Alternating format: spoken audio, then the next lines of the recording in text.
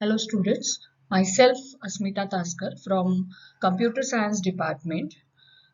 Today in this session, we are going to cover the topic from the third chapter of Module 1.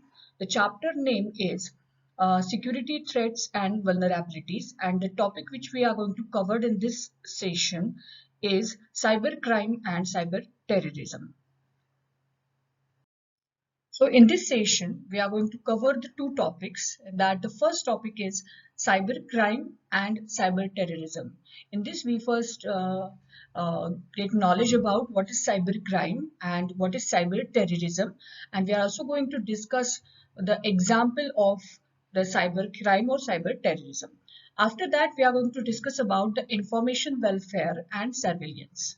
So means the facilities which is provided for the human beings or the persons who actually face the problem which is related with the cybercrime, how they can get the solution of that, and the different you can say the organizations which are there for these peoples and the number of you can say the communities that we are going to discuss in this second topic.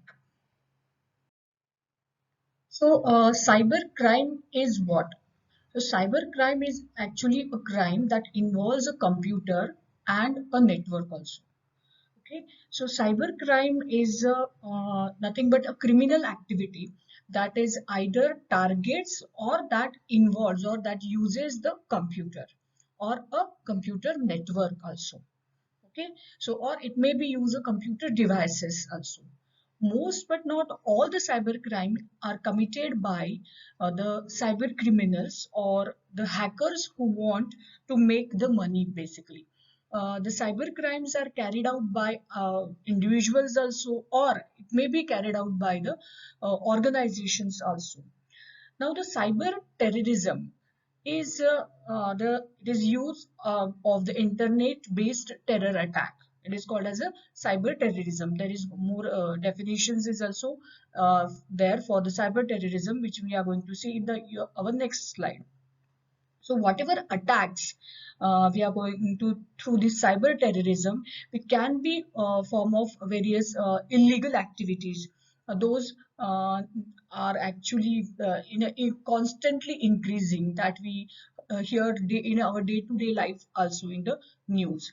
So these includes the attacks from viruses or which are attacks from Trojan horses, like attacks from ports or attacks on a databases or hacking, etc.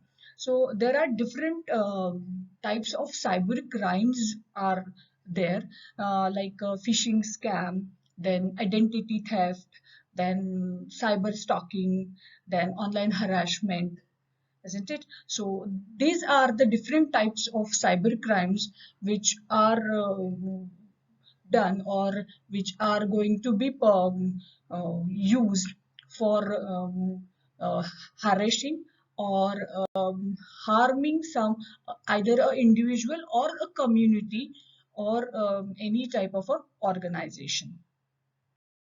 So the cyber terrorism can also be explained by using these lines like a criminal act which is committed by the use of computers and the telecommunication capabilities which are resulting in the violence, destruction, and or disruption of the services. Create actually the fear within a given population with the goal of influencing the government, a particular government or a particular population. That is what the main goal of cyber terrorism. Some of these attacks are more severe than the basically and have the different objective or motto behind that attacks. One example of a cyber attack is the Mydoom or Novard virus. It is a worm that can create a backdoor in the victim's computer operating system. Actually, the Mydoom virus, it is also known as a worm, which is created in a Windows-based system. It is a very it was actually a very damaging computer virus that affects the Microsoft Windows based computers. The worm was spread through the mass emails actually, and as it is a badly sent email and it spreads very quickly. Okay, so the original MyDoom virus, there have been several variants are there for that, and it is having the two triggers. One trigger causes the virus to begins a denial of service attack, which is starting at 1 Feb 2004. Means the year of attack is 2004. And the second trigger commanded the virus to stop distributing itself on Feb 12, 2004. Even after the virus stops spreading, the whatever the backdoors are created during the initial infections are remained as it is or in an active state. So it is a you can say the most we can call the make a most damaged to the system. So it is one of the expensive virus in the world. So and it affects near about 1 million systems. Okay. Now the next topic is information warfare and surveillance. So the information warfare means it is nothing but actually the objective of information warfare is to get or achieve the information which is very useful, which is sensitive one, and which must not be get disclosed. Sensitive information over an adversary. So it might means that it try to gain information from secure sources.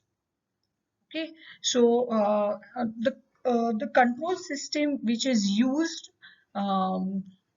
to gain or to attacks on the particular system or the particular organization to get a particular data which is stored in a proper and secured manner, and for that we have a information surveillance. So this surveillance is the nothing but monitoring of the behaviors, activities or other changing information which is usually of a people for purpose of influencing, managing, directing or protecting them. The most you can say commonly the surveillance is used in criminal investigations, isn't it? So the vast majority of computer surveillance, which involves monitoring of data and traffic on the internet. As you know, there is a huge amount of data which is going to be transferred or saved, manipulate on the internet on a day-to-day basis.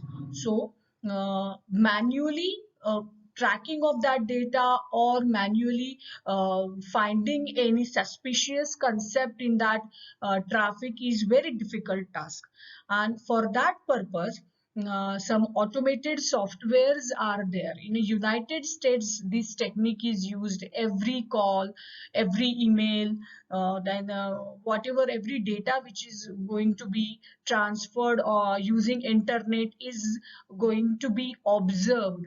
Is there any suspicious thing is there, and in this way it is going to be monitored. So same concept now can be used, that is automated internet surveillance is used, which is you can say use the vast amount of internet traffic and identify and report the whatever the suspicious things to the human investigators. So the computers can be surveillance target because of the personal data we are going to store in that. So the surveillance is nothing but the close observation of the person, place, object, and it is a practice of watching the subject in order to document the interactions or whatever the things which are suspicious, which are related with that. Plus to that, we can also have the mobile surveillance is also there. Plus to that, we have one more types, that is we can common forms of surveillance are we use the interviews, physical observation. Same way, on internet we can use the surveillance to observe, to investigate, and to find the suspicious things, basically for checking whether there is any cyber crime or terrorist attack will be there or not, and that is by using the information surveillance in a cyber security. This is all about the cyber crime and cyber terrorism, and plus to that, we also discussed the information surveillance which we use to get aware with the if there is any cyber crime or cyber attack will be there. So that's all for the today's session. Thank you.